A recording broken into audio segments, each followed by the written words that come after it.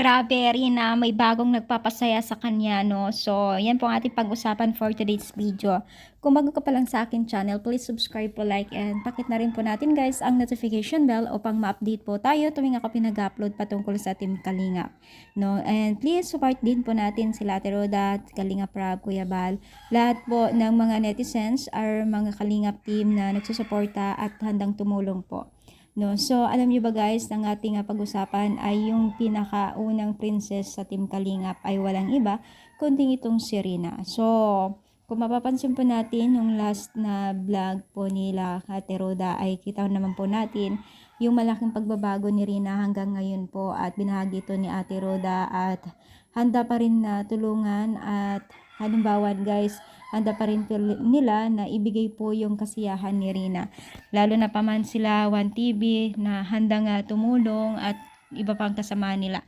So, sobrang sarap ang buhay ngayon ni Rina. Kung mapapansin po natin ay talagang ang saya-saya niya dito sa father po ng Team Kalingap.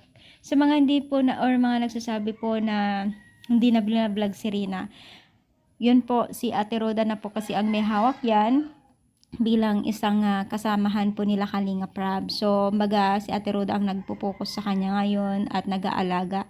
So, sila Kalingap Rab, huwag tayo magdamdam pagtungkol kay Rina kasi alam naman po natin na naibigay na nila yung pabahay nila na karapat-dapat kay Rina at hanggang ngayon pa naman po ay hindi pa tinitigil or tumitigil ang pagtulong nila kay Rina. Kaya naman po, wag natin isipin ang negatibo, no? Ang mahalaga ngayon ay nakikita natin itong si Rina na masaya pa rin po sa grupo ng Kalingap Team. Kasi Kalingap Team pa rin naman po itong sila Ate Roda, no? Yun nga lang ay talagang nagcha-charity rin sila para mas mapalawak pa yung mga pagiging isang Kalingap Team, no? So, sabi nga ni Kalingap Rab Kuya Bal na gusto nilang mas lumawak pa yung kanilang sinimulan sa pagtulong. Kaya naman po, tuloy-tulong lamang po ang ating pagsuporta sa kanila at wag natin silang sabihan ng hindi magaganda kasi napakaganda po ang kanilang hangarin sa buhay, no? So, yun lang, pag-iralin po natin yung pagmamahal natin sa bawat isa.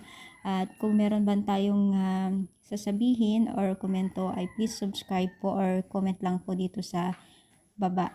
Syempre, supportahan po natin yung mga bawat upload po nila Kalingap Rab. Panoorin po natin sila Ate Roda, Kuya Bal. So, ano yung masasabi dito sa ating pagsa for today's video? I-comment down, pa-like po and pa-share po. Thank you so much guys. More power and God bless po guys.